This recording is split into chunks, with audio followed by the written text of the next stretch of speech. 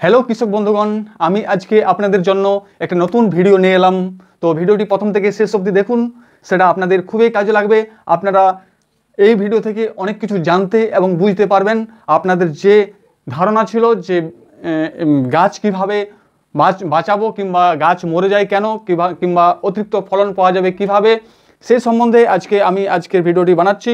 আজকের ভিডিওর মেন বিষয়বস্তু হচ্ছে বেগুন গাছের, এই গ্রীষ্মকালীন বেগুন গাছের প্রাথমিক পর্যায়ে অর্থাৎ প্রথম পর্যায়ে কি কি স্টেপ নেবেন, কি কি স্টেপ নিলে আপনার বেগুন গাছ মরবে না, আর কি কি স্টেপ নিলে বা কি কি পরিচর্যা নিলে আপনার বেগুনে অতিরিক্ত পরিমাণে ফল ফুল আসবে, সেখান থেকে আপনারা অতিরিক্ত পরিমাণে লাভ করতে পারবেন। দেখুন, বেগুন গাছ হচ্ছে এমন একটা জিনিস, বেগুন চাষটা হচ্ছে সম্পূর্ণ একটু মোটা অঙ্কের টাকা প্রাথমিক পর্যায়ে খরচা করতে হয়।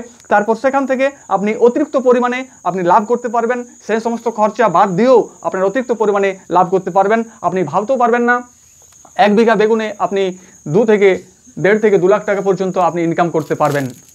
আসুন আজকে সেই বিষয় সম্বন্ধে আমি আলোচনা করি আপনাদেরকে। আর সম্পূর্ণ বেগুন গাছের প্রাথমিক পর্যায়ে আপনি কি করবেন, কিভাবে লাগাবেন, আর চারা কিভাবে লাগাবেন, চারার পরিচর্যা কিভাবে করবেন, আর বেগুন চারা মাটিতে রোপণ করার সময় তার পরিচর্যা কিভাবে করবেন, সে বিষয় সম্বন্ধে আমি আলোচনা করি। তো করার আগে আমি আপনাদেরকে বলছি, আপনারা যদি বেগুন চাষি হন তো ভিডিওটি প্রথম থেকে শেষ অবধি অবশ্যই দেখুন। আর চাষি না হলেও কোনো অসুবিধা নেই, কারণ জানার আর বোঝার কখনো শেষ নেই, জ্ঞানের কখনো শেষ নেই। জ্ঞান হচ্ছে অগভীর সমুদ্র। তাই আপনিও জানুন, আপনি চাষ না করতে পারেন, আপনি অন্য কাউকে বলতে পারবেন কিংবা বোঝাতে পারবেন এই ভিডিওটা দেখলে। তো দেখুন, বেগুন গাছের প্রাথমিক পর্যায়ে হচ্ছে আপনাকে প্রথমে কি করতে হবে, আপনাকে বেগুন লাগাবার 15 দিন আগে জমি তৈরি করে নিতে হবে। জমিটা আগে আপনাকে চাষ নাঙ্গল দিয়ে তৈরি করতে হবে, মাটি রেডি করে নিতে হবে।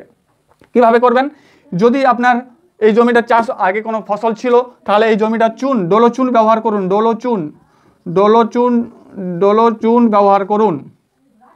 25 কেজির বস্তা হিসাবে পাওয়া যায় বিঘাতে 2টি, অর্থাৎ 50 কেজি ডোলো চুন ব্যবহার করুন। আর 3 কেজি আপনি ব্লিচিং পাউডার ব্যবহার করুন। জমিতে চারা লাগানোর আগে, বেগুন চারা লাগানোর আগে আপনি তার 15 দিন আগে আপনি ডোলো চুন, এটা 50 থেকে 75 কেজি ইউজ করুন বিঘাতে। আর 3 কেজি আপনি ব্লিচিং পাউডার ইউজ করুন। তারপর জল পাইয়ে দিন, কিংবা মেঘের জল হলেও কোনো ক্ষতি নেই, মেঘের জলেও হলেও কোনো ক্ষতি নেই। পাইয়ে দেওয়ার পর আপনি এটা বতর হবে, আরও নাগল দিয়ে দিন, আরও জমিটাকে নাগল ব্যবহার করুন। জমিতে যত এই চাষ দেবেন কিংবা নাগল দেবেন তত জমির উর্বরতা ক্ষমতা বৃদ্ধি পাবে। তাহলে এটা মাটির আপনার পরিচর্যা কিন্তু হয়ে গেল। আমি কম সময়ের মধ্যে ভিডিওটা বানাবার চেষ্টা করছি, ভিডিওটা ধৈর্য ধরে দেখুন, অবশ্যই আপনারা উপকৃত হবেন। কারণ আপনার বেগুন চাষের হচ্ছে মাটি তৈরিটা হচ্ছে প্রাথমিক পর্যায়ে, মাটি তৈরিটা হচ্ছে একান্তই দরকার। আপনি যদি বেগুন গাছ মাটি না তৈরি করে, মাটিকে পরিচর্যা না করে আপনি যদি লাগিয়ে দিন, তাহলে কিন্তু বেগুন গাছে যখন ফল ফুল আসবে তখন কিন্তু বেগুন গাছ আস্তে আস্তে ঢলে পড়বে, মানে মারা যাবে। তাই প্রাথমিক পর্যায়ে দেখুন, ঢলে পড়ার অনেক কারণ আছে, সেই সব সম্বন্ধে আমি ভিডিও আপনাদেরকে একটা স্পেশাল করে বানিয়ে দেবো। তো আমি আগে প্রাথমিক পর্যায়ে যে স্টেপগুলো নেবেন সেগুলা আমি আপনাদেরকে আগে দেখাবার চেষ্টা করছি। তাহলে প্রথমে কি বললাম, মাটি তৈরি করলেন, ডোলোচিন আর ব্লিচিং পাউডার দিয়ে শোধন করলেন মাটিটাকে। মাটির সমস্ত যে ব্যাকটেরিয়া আছে সমস্ত ব্যাকটেরিয়াগুলো নষ্ট হয়ে যাবে, কিছু কিছু ব্যাকটেরিয়া হয়তো থাকবে, তারপর কিছু ব্যাকটেরিয়া, অনেক ব্যাকটেরিয়া নষ্ট হয়ে যাবে। মাটিটাকে এক পরে যাকে বলা হয় পরিশোধিত করা হলো। তারপর আপনি লাগাবার 3 দিন আগে, এটা চাষ দেওয়া হলো, চারা লাগানোর 3 দিন থেকে 4 দিন আগে আপনাকে লিকুইড কনসেন্ট্রেট ব্যবহার করতে হবে। এটা must be liquid concentrate. IFFCO কোম্পানির লিকুইড কনসেন্ট্রেট পাওয়া যায়, অনেক কোম্পানির পাওয়া যায়। তো আমি যেটা ব্যবহার করেছি কিংবা ব্যবহার করে রেজাল্ট পেয়েছি সেটা হচ্ছে ইফকো কোম্পানির এনপিকে লিকুইড কনসেন্ট্রেট, তরল জৈব সার আপনাকে ইউজ করতে হবে। এই সারটা ইউজ করলে অনেক কাজে লাগবে, কারণ এই সারটা যেমন সমস্ত ব্যাকটেরিয়া নাশক করে, নাইট্রোজেন ঘটিত ব্যাকটেরিয়া, পটাশ ঘটিত ব্যাকটেরিয়া, ফসফরাস ঘটিত যে সমস্ত ব্যাকটেরিয়া থাকে সেই মাটিতে, সেই ব্যাকটেরিয়াগুলা আপনার নষ্ট করবে, দিয়ে আপনার মাটির গুণগত মানকে অনেক ডেভেলপ করবে। তাহলে লাগাবার 3 দিন আগে আপনি বালির সঙ্গে কিংবা আপনি জৈব সারের সঙ্গে, যেমন গোবর সার, শুকনো গোবর সার দিলেও হবে, গোবর সারের সঙ্গে মিশিয়ে আপনি 1 বিঘাতে আপনি 1 লিটার, খুব কম দাম, অনেক কম দাম, আপনি দোকানে যে খোঁজ করে দেখবেন যে লিকুইড কনসেন্ট্রেট দাও, তাহলে আপনাকে কিন্তু দিয়ে দেবে। 1 লিটারের বড় জোর 200 টাকা নেবে কিংবা 150 টাকা নেবে। তাহলে আপনি গোবর সার পেলে খুব ভালো হয়, জৈব সারের সঙ্গে মিশিয়ে ছড়াতে পারলে ভালো হয়। না হয় আপনি 3 দিন আগে কি করবেন, 3 দিন আগে বালির সঙ্গে মিশিয়ে ছড়িয়ে দেবেন, তারপর একটা চাষ দিয়ে দেবেন, তারপর জমিতে একটা নাঙল দিয়ে দেবেন। তারপর 3 দিন পর কিন্তু আপনি চারা পোঁতবেন, সেটা মনে রাখবেন। তারপর আপনার যে তৈরি করা চারা, বেগুন চারা হয়েছে, সেই বেগুন তৈরি করার চারা আপনি আস্তে আস্তে করে পুঁতে দেবেন। কীভাবে পুঁতবেন?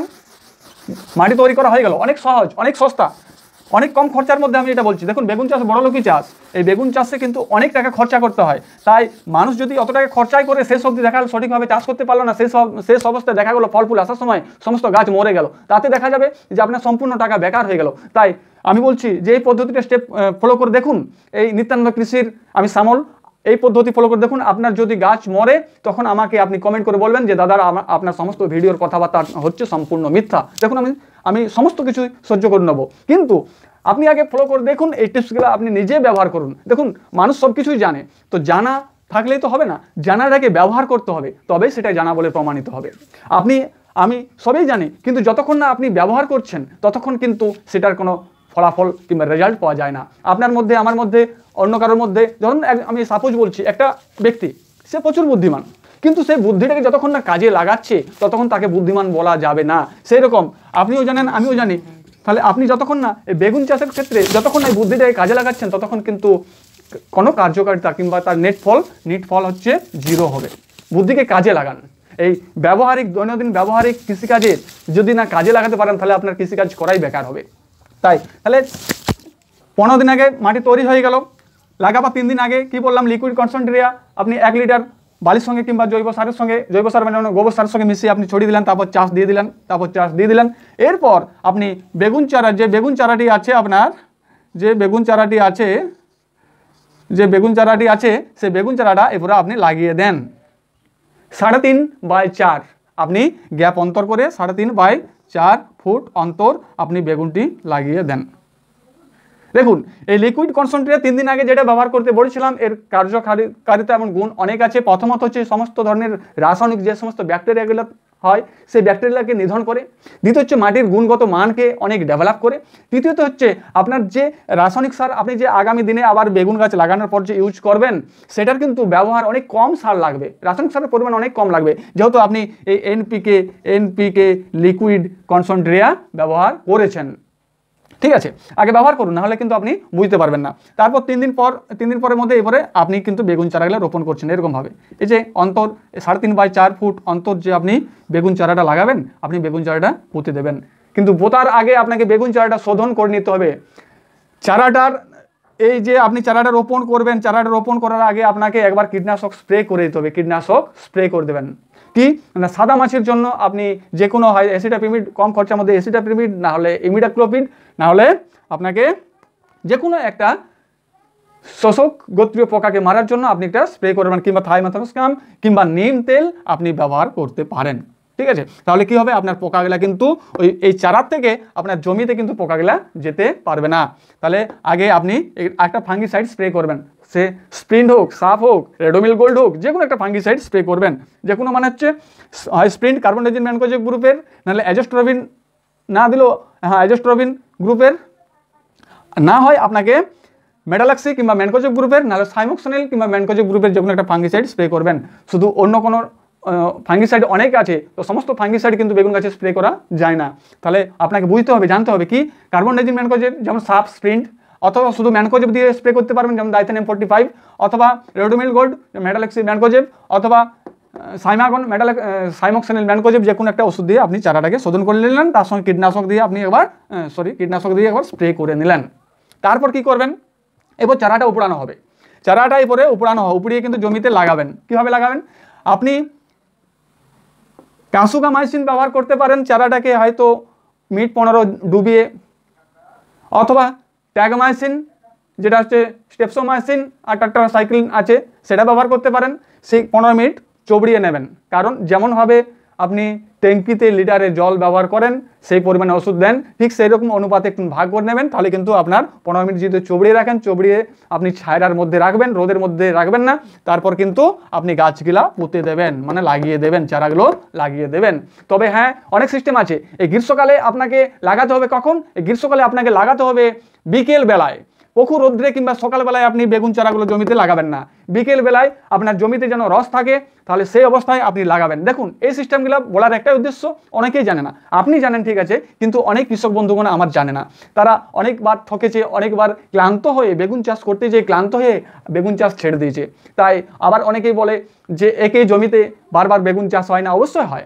সেই সমস্ত ভিডিও আমি আপনাদেরকে বানাবো। একই জমিতে আপনি প্রত্যেক বছরে কিংবা চাষের পর চাষ করেও আপনি বেগুন লাগাতে পারবেন, কিংবা প্রত্যেক বছরে আপনি বেগুন লাগাতে পারবেন, সে সমস্ত ভিডিও আমি আপনাদেরকে পাঠাবো। তো যদি আপনি চ্যানেলে নতুন হয়ে থাকেন তো চ্যানেলটি সাবস্ক্রাইব করুন, ভিডিওটি যদি আপনার ভালো লাগে অবশ্যই ভিডিওটি লাইক করুন, আর বন্ধু বান্ধবদেরকে শেয়ার করুন। কারণ এই মূল্যবান ভিডিও এই আমি অল্প টাকার মধ্যে, অনেক খুব কম খরচার মধ্যে বলছি, কোনো হাই খরচার মধ্যে বলছি না, অনেক কম খরচার মাধ্যমে বলছি। বন্ধু বান্ধবদেরকে শেয়ার করুন যেন তারাও উপকৃত হন, আপনার প্রিয়জনদেরকে শেয়ার করুন ভিডিওটা যেন তারাও উপকৃত হন।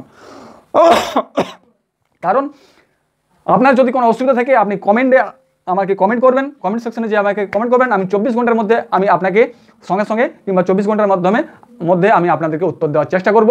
শুধু বেগুন চাষ সম্বন্ধে নয়, যে কোনো চাষের যে কোনো ফসলে হয়তো আমার ভিডিও তৈরি করা হয়নি কিংবা বানানো হয়নি, কিংবা এখনো পর্যন্ত যেহেতু আমি চ্যানেল নতুন খুলেছি, সেক্ষেত্রে আমার সমস্ত ভিডিও যে আপনি পেয়ে যাবেন এমনটা নয়। আপনি কমেন্টে গিয়ে আমাকে জিজ্ঞেস করবেন যে ভাই আমার এটা হচ্ছে, আমি পারছি না, কি করব। তো অবশ্যই আমি চেষ্টা করব আপনার প্রবলেম সলভ করার জন্য। আর আমি মাঝে মধ্যে লাইভে বসছি, তো সম্ভবত রবিবার ধরে আমি লাইভ করছি, তো আপনারা লাইভে কিন্তু যোগাযোগ করতে পারেন, লাইভে যোগদান করতে পারেন। অবশ্যই আপনাদের সঙ্গে আমি কথাবার্তা বলে আপনাদের সঙ্গে লাইভে থেকে আমি যতটুকু পারি চেষ্টা করবো আমার জ্ঞান অ্যান্ড বুদ্ধির দ্বারা। তো দেখুন ভিডিওটি যদি ভালো লাগে অবশ্যই লাইক করবেন, এটা বারবার ধরে রিকোয়েস্ট করছি, কারণ আপনার লাইক হচ্ছে আমার ভিডিও বারবার একাগ্রতাকে বাড়িয়ে তুলবে। আপনি একটা মাত্র টাচ করবেন লাইক, সেটা আমার ভিডিওকে আরও এনার্জি হিসাবে, ভিডিওকে আবার ডেভেলপ করার এনার্জি বাড়াবে। অর্থাৎ এনার্জি ট্যাবলেট আপনি দেবেন আমাকে, ঠিক আছে, এনার্জি ট্যাবলেট। তাহলে লাগালেন, চারা লাগালেন, কি বললাম, শোধন করে চারা লাগিয়ে দিলেন, তারপর ব্যাস এরপরে জল পাইয়ে যান কিংবা জল দিয়ে যান, গাছটা যাতে না ঝুমে। বিকেলবেলায় লাগাবেন, বারবার ধরে বললাম বিকেলবেলায় লাগাবেন, কারণ বিকেলবেলায় লাগালে আপনার গাছটা খুব তাড়াতাড়ি দুর্বল হবে না। নাহলে রোদের সময় আপনি লাগিয়ে দেবেন, রোদের সময় লাগালে কি হবে জানেন তো, ওই চারাটা তুললেন, চারা যেখানে চারা আপনার ফেলা আছে সেখান থেকে তুললেন, দিয়ে রোদের সময় লাগিয়ে দিলেন, আপনার চারা কিন্তু ঢলে পড়বে। সেখানে ওই গাছটা ওই শিকড় গজাতে অনেক সময় লাগবে, যেহেতু গ্রীষ্মকাল এটা আপনি বিকেলবেলায় লাগাবেন। তাছাড়াও আপনারা যে কোনো যে প্লাস্টিক জাতীয়, প্লাস্টিকের কিংবা গ্লাসের মধ্যে আপনারা বাড়িতে চারা তৈরি করতে পারেন, সেক্ষেত্রে আরও ভালো জিনিস। মাটি শোধন করে আপনি চারা তৈরি করে সেখান থেকে আপনি প্লাস্টিক কিংবা গ্লাস, যে সমস্ত আমরা খাবারের কাগজের গ্লাসগুলো পাই, সেখান থেকেও আপনি চারা তৈরি করতে পারেন। কিংবা লঙ্কা চারা কিংবা যেভাবে চারা ফেলে সেরকমভাবে, কফি চারা সেরকমভাবে আপনারা চারা তৈরি করে লাগাতে পারেন। সেক্ষেত্রে কোনো অসুবিধা নেই, যেভাবে তৈরি করে চারা আপনি লাগান না কেন, আপনি এরকম পদ্ধতি গ্রহণ করবেন, বিকেলবেলায় লাগাবেন। তারপর লাগানোর 3-4 দিন পর আপনাকে কি স্প্রে করবেন, আপনি একটা স্প্রে করবেন কি, মাছির ওষুধ। প্রথমে কম খরচার মাধ্যমে আপনি কম দামি ওষুধ প্রথমে ব্যবহার করবেন। বেশি দামি ইউজ করলে কিংবা বেশি হাই টেকনিক্যাল যদি ইউজ করেন প্রথম থেকে, তাহলে কিন্তু পরবর্তী সময়ে আপনার অসুবিধা হবে। তাই প্রথমে আপনি ওই লাগানোর 4 দিন পর আপনি ইমিডাক্লোপিড আর এসিফেট বিকেলবেলায় স্প্রে করুন। পার ট্যাঙ্কিতে ইমিডাক্লোপিড আপনি 10 ml ব্যবহার করুন, আর এসিফেট আপনি 20 গ্রাম, টাটা রেসাটপ যেমন 20 গ্রাম ব্যবহার করুন। আর তার সঙ্গে আপনি সাফ কিংবা স্প্রিন্ট, যেটা কার্বনডাজিম এবং ম্যানকোজেব গ্রুপের যে কোনো ফাঙ্গিসাইড আপনি ব্যবহার করুন। দিয়ে 16 লিটার জলে, যাদের যেমন ট্যাঙ্কি আছে 16 লিটার জলে আপনি 30 গ্রাম সাফ কিংবা স্প্রিন্ট ব্যবহার করবেন, তাহলে দিয়ে স্প্রে করে দিন বিকেলবেলায়। দেখবেন যে আপনার গাছ কিন্তু নতুন কচি পাতা বেরোচ্ছে, আর পাতা দেখতে কত সুন্দর হচ্ছে, কত সুন্দর লাগবে। আপনার গাছটাকে আস্তে আস্তে গ্লেজ বাড়িয়ে দেবে। তারপর নিত্য নৈমিত্য যেমনভাবে জল পাই যাচ্ছেন, কিংবা জমিতে যেমন রস থাকে, গাছের গোড়াতে যেমন রস থাকে, এটা মনে রাখবেন। কারণ এই গ্রীষ্মকালে প্রচুর রোদে, না হলে গাছের গোড়াকে শুকনো করে দিলে আপনার গাছটা দুর্বল হয়ে পড়বে। তারপর 7 দিন পর আপনি গাছের গোড়াটাকে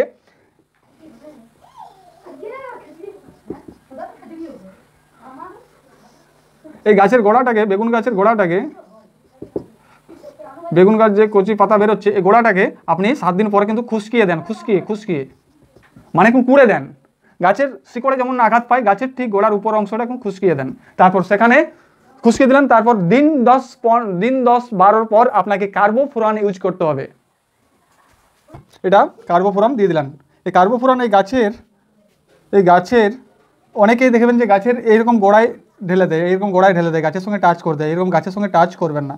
কার্বোফুরান কিংবা ফেরাডনটা, যেটা ফেরাডন কিংবা কার্বোফুরান আমরা বলি, যে দানা ওষুধটা, সেটা হচ্ছে গাছের গোড়ায়, একবারে গাছের গোড়ায় দিয়ে গাছের গোড়ায় দেবেন না, গাছের সাইডে দেবেন। যেরকমভাবে আমরা রাসায়নিক সার দিই সেরকম সাইডে দেবেন, তাহলে গাছটা দেখবেন খুব গ্রোথ নিচ্ছে, গাছের মধ্যে পোকামাকড় অনেক কম লাগছে, আর অনেক দিকে অনেক কাজে লাগছে, গাছ খুব গ্লেজপূর্ণ হয়ে, কারণ এটা নেমাটোড জাতীয় জিনিস, এটা আহার ওষুধ গাছের দুটোই কাজ করে।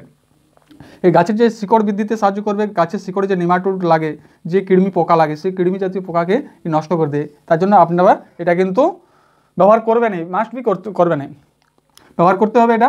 তারপর রাসায়নিক সার আপনি 800 15 খুব তেজালো বেশি পরিমাণে না দিয়ে, গাছ যেহেতু আপনার ছোটো, তো গাছ আপনাকে কম পরিমাণে, গাছের গোড়া থেকে একটু দূরে আপনারা অল্প পরিমাণে দিয়ে দিন।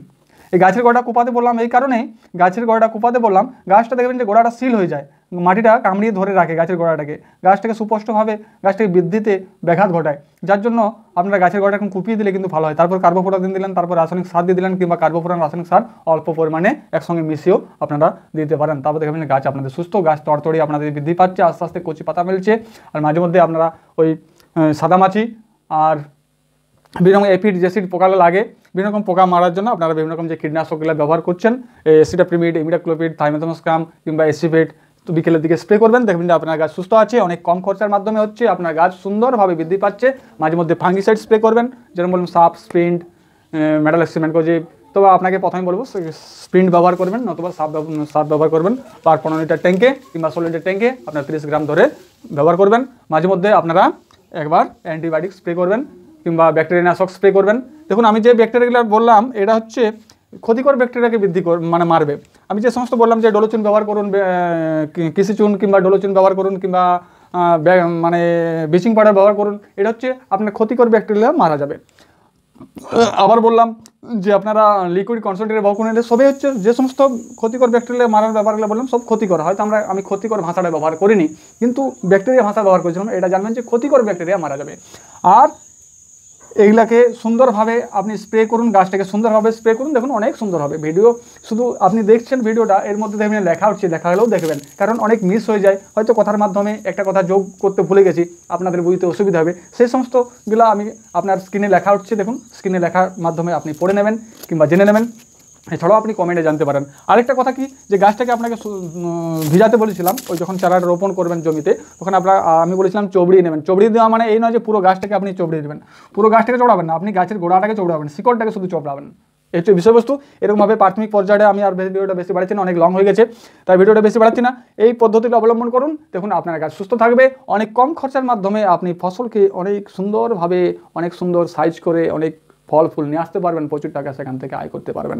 এই কয়েক কটা ফলো কি, প্রথমে জমি তৈরি, তারপর হচ্ছে মাটিটাকে শোধন করা, তারপর হচ্ছে গাছটাকে শোধন, গাছের শিকড়কে শোধন করা, তারপর রোপণ করে দেওয়া, তারপরে এই যে কি বলে কার্বোফোরান দেওয়া, তো আর একটু কিছু কিছু খাবার দেওয়া, তাহলে গাছ আপনার সুন্দরভাবে তৈরি হয়ে যাবে, এত বড় 5 পাতা 6 পাতা 7 পাতা গাছ হয়ে যাবে। নেক্সট ভিডিও আমি বাড়াবো, তো কমেন্ট, যদি আপনার গাছ বড় আছে অবশ্যই কমেন্ট করে আমার এখান থেকে আপনি জানতে পারেন কী করবেন না করবেন। তো ভিডিও বাড়াচ্ছি না, সবাই সুস্থ থাকুন, সবাইকে ভালো রাখুন। চ্যানেল যদি আপনি নতুন হয়ে থাকেন অবশ্যই সাবস্ক্রাইব করুন। Thank you.